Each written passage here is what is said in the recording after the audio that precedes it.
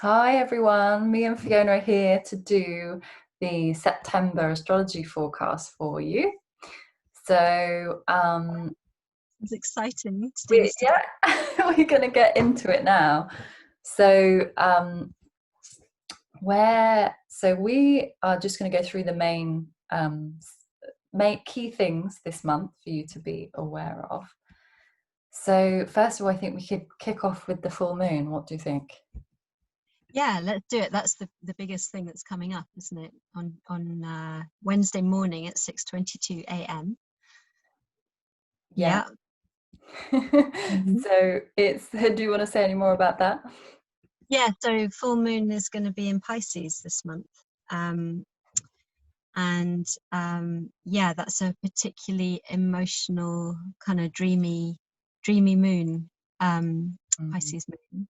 And with it being full moon, it's a time when the energy of whichever zodiac sign it's in, it gets really enhanced. And so it'll be a time for really doing things that are very intuitive and creative, and you're really using imagination and dreaming your dreams, and perhaps doing some sort of artist work around your dreams, so painting or poetry or that kind of thing. Yeah. Definitely. I love probably as I have a Pisces ascendant, I love this dreamy energy. I get Yeah. stuck in it a lot, but I think it allows us to dream, as you said, and actually, I think it's a good time to pay attention to our dreams. I always think my dreams become more vivid around that time. Mm. And I think Pisces like teaches us to be more compassionate and have more empathy for each other, particularly what's happening in the world right now. We all Mm. need more of that. Um, but it's Mm. interesting as well with this because I noticed that if there's 6 planets in Earth at the time, Mm. so there's a lot of earth and water, which is, I guess, the earth is grounding us, keeping us stable, and the water is allowing us to dream, as you Yeah. said, and Yeah. imagine this new Mm. kind of image or like dreams for ourselves. So Yeah. Yeah. And as you say, like, so important to be stepping into more of that empathic side of ourselves with everything that's going on in the world right now. It feels like this full moon is a real opportunity to kind of think about ourselves as a collective, to really reach out and perhaps, do something to help a neighbor, or think about the community and who you could perhaps help, and do something that's really using that sort of compassionate side of Pisces. mm, um, and it's really important to remember that we're all one, one living, breathing organism on this earth, and we need each other. So, mm, how can we help each other? What can we do to support each other? definitely, I think that's really important. And also, I think we spoke about this earlier, it's like it can make us more sensitive. So I think it's a good time to spend time alone if you can, like really retreat away from the world, to have that alone time to connect with yourself and meditate, and all these other artistic pursuits you can explore, I think will help ground you in that new reality. As you said, oneness is really important. Mm. Um, yeah. Mm. Do you think there's anything else you want to add on that? Mm. I think just, yeah, I think it just feels like it is, although it's a time of, sort of traditionally it is a real time to sort of pull in and be very introspective. I think there is also something about, because there is an aspect to Uranus that is happening at that time, and it is also something about really being open to something new that wants to Mm, emerge. And so perhaps as part of that retreat or that time of reflectiveness, that you're also staying open to something that's trying to come in, that is about moving forward or changing how you do things. Or so mm, just aware of that there is this opportunity for some kind of, yeah, just fresh perspective on your life and on how we're doing things in the world, something like mm. that. Mm. I love that. I'm just, when you say that, I'm hearing like download, when we're open to that through our dreams or Mm. meditation, we receive those ideas really easily, Yeah. which is key for Pisces. And anyone with a lot of Pisces will probably be affected with this more. So Yeah. just be aware of Mm, that if you're near 10 degrees of yeah. Pisces in your natal chart. And Um, also, I guess anyone who has something in Sagittarius around 10 degrees, or what would be the squares? So that would be an opposition. So that will also be affected um, as well. Anyone with Sag. yeah, yeah, that's a Yeah. good point. Yeah.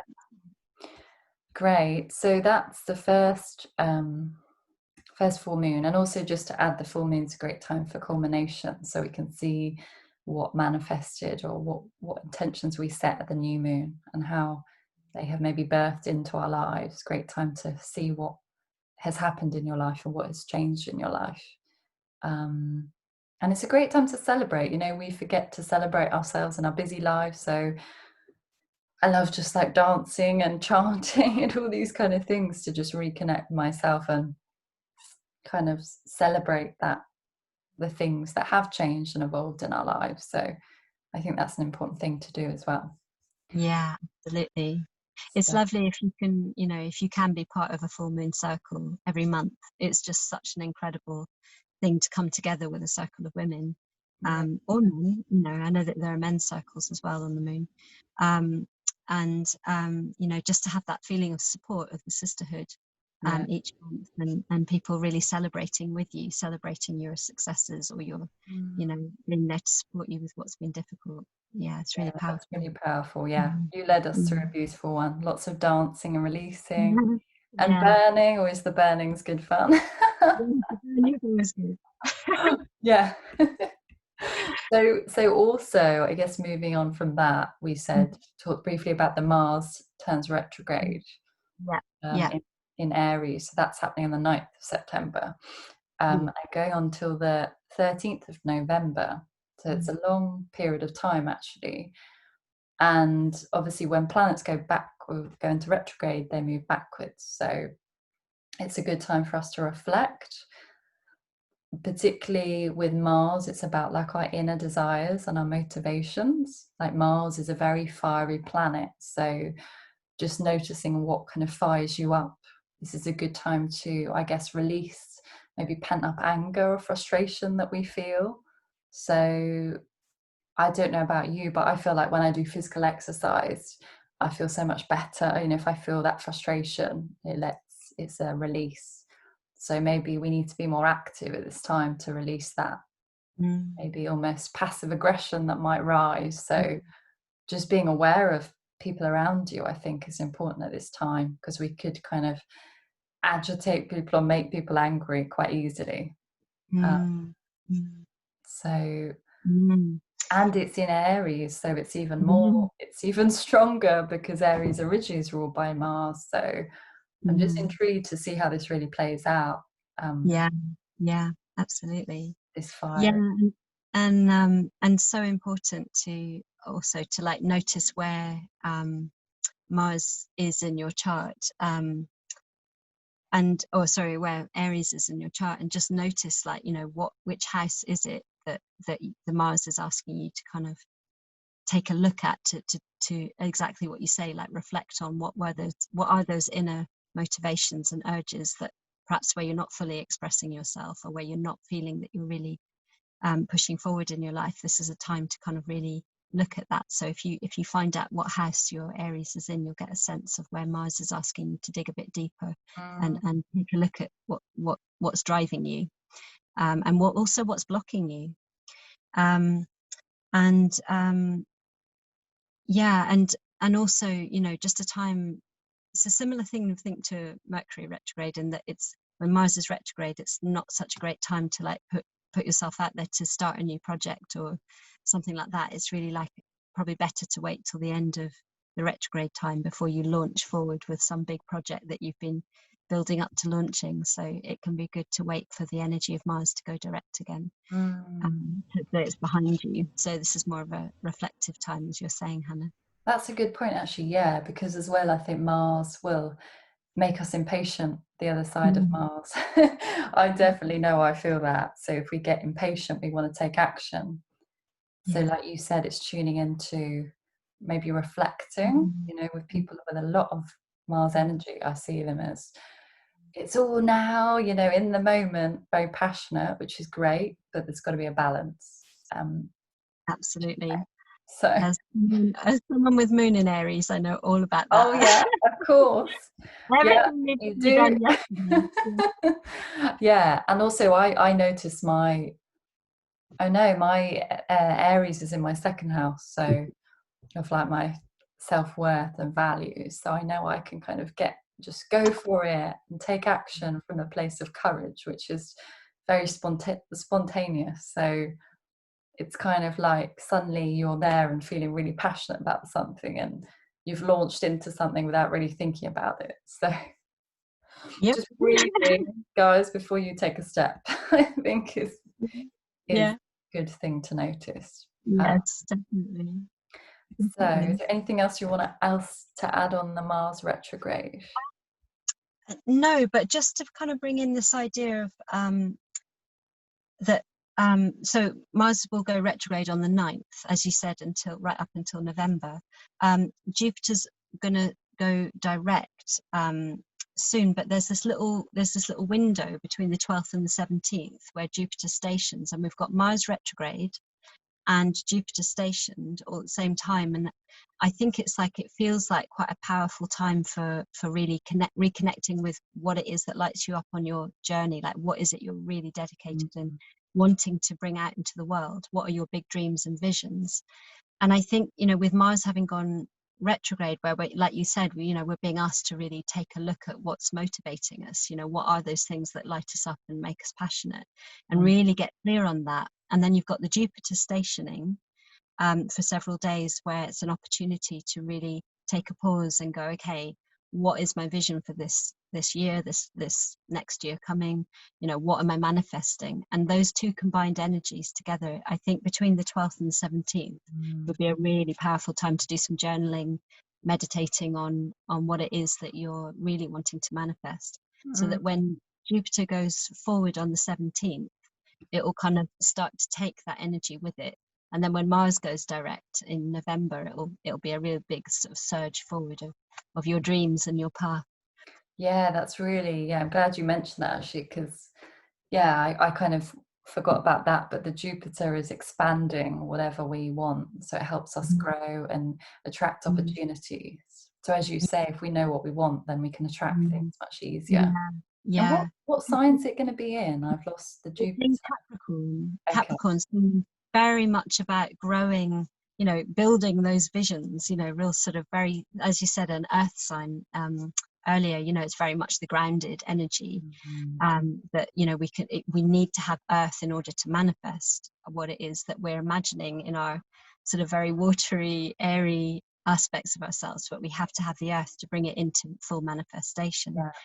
So the Jupiter energy is really, with it being in Capricorn, is really asking us to, get clear on what we want to build, Mm, and what is that discipline we would have to bring in. There's work involved with it being Capricorn. There's sacrifice, there's discipline, there's mm. effort, and what is that? What are those first steps we need to take, and perhaps what are the longer term steps we need to take?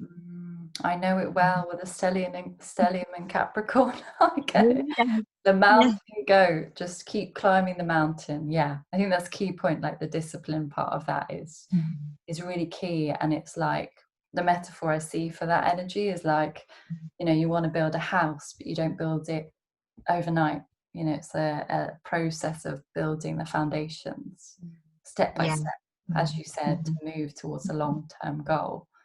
So yeah, thinking big, people, I mean, thinking long term, yeah, it yeah, helps us yeah. see where we want to be in maybe a year or two. It's a really good time Absolutely. to reflect on that. Yeah. Yeah. Great. Yeah, and with it also being the sun is in Virgo up until sort of the 23rd. And so I always think whenever the sun's in Virgo, I find that I just naturally start, going through all my things and throwing things away, and, sorting through all my files of papers that I've got in a mess. And there's something about that Virgo time of year where it just instinctively happens. And so with everything we've just talked about, with, you know, it being a time to reflect and review with the Mars and the Jupiter, I think with it also being in Virgo, the Sun, that there's support for that process right now. Yeah, Yeah, yeah, that's yeah, great. And also Virgo is so practical, so it helps, yeah. like you That. say, do the actual practical, almost mundane stuff that sometimes we don't like doing, like organizing. I definitely put that off. Decluttering your desk and decluttering your bedroom and whatever it Yeah. is. But you feel so good after you've done it. You create Yeah, you space feel for, really clear. Yeah, yeah, something else to enter. Yeah, that's yeah, yeah. and then I guess on that topic of Virgo, then we have the new moon in Virgo, Mm. um, That's, yeah. entering on the 17th of September at Mm. 11 a.m. I've got GMT time at Mm. 25 degrees of Virgo. So again, if anyone has any planets near 25 degrees in your chart, you'll probably feel this more intensely. And you know, just an overview, the new moon is about new beginnings and, you know, planting our seeds, you know, planting our intentions that we want to set for the next cycle. And as you said about Virgo, it's very like about organizing things. So Virgo can be very discerning as well, actually. I always find with Virgo energy, it helps us be prioritize our schedule, Mm. you know, things like that. It's like, what is the priority and what do I actually need to say no to, like in your everyday lives? So it really almost helps us refine our daily lives, I feel, and just take charge of our health as well, because Mm. Virgo Mm. is ruled by the intestines. So Mm. I always find with Virgo, it's like it helps us connect with our gut in some way and Mm. our, you know, body wisdom, which I know you're into a lot, but that, you know, your gut is your second brain. And I think that's key right here, is maybe our intuition's going to be more, you know, alive or more, a bit stronger at this time. So Mm. really Mm. tuning into that, I think, is a key part of this new moon. Yeah, yeah, no, absolutely.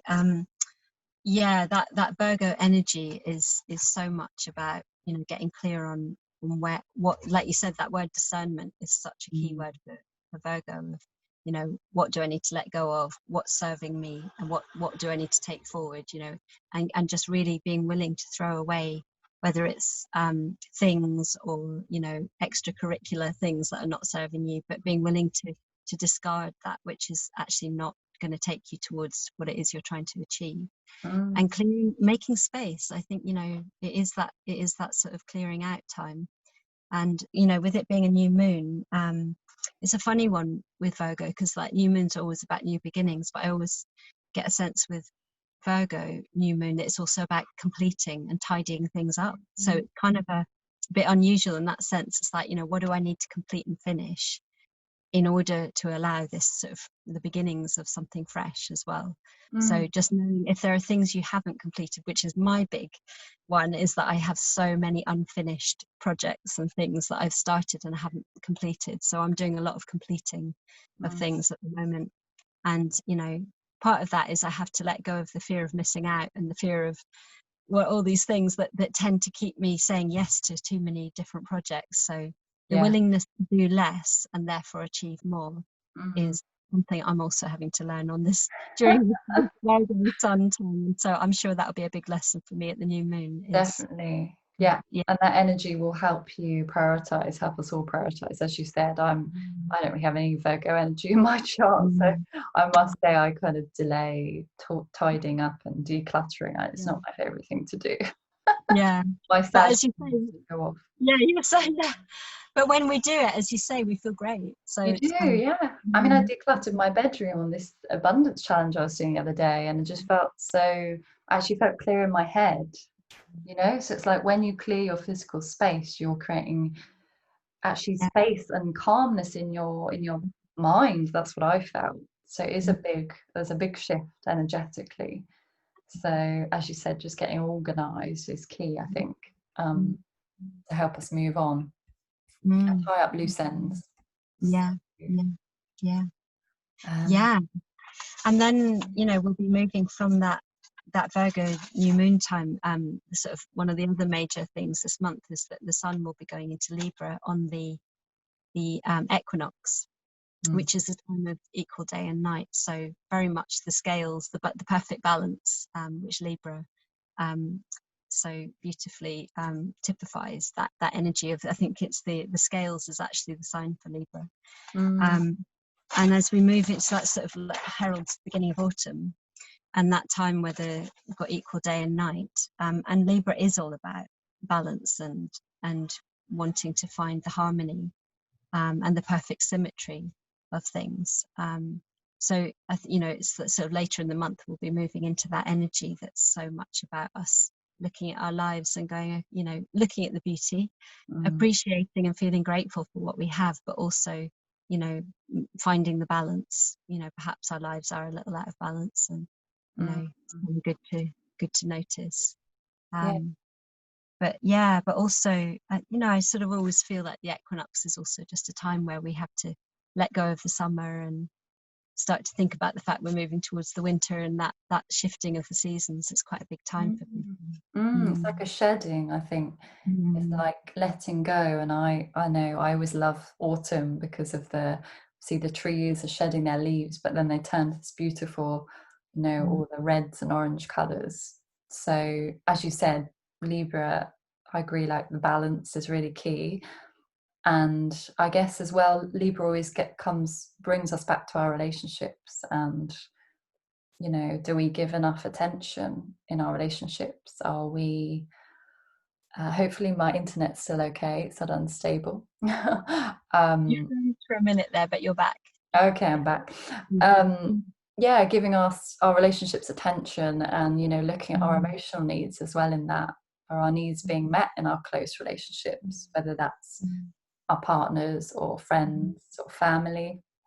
mm, And almost like asking, how can we get our needs met mm, in that search for balance, as you say. mm, And Libra wants justice. It's a very like peaceful sign. It wants everything to be okay and everyone to be mm, happy. And what I've seen is sometimes a lot of the Libra energy can almost be into people pleasing a lot. yeah. So, you know, just being aware of that. When are not putting boundaries in place in your relationship, so you're not getting your needs met, things like that Mm, is mm, key at this moment, as you say. And yeah. yeah, Yeah, the real shadow side of Libra, isn't it? That people pleasing and um, care, overextending to take care of the other person, yeah, to the detriment of yourself. So, yeah, mm, really, really important time to notice.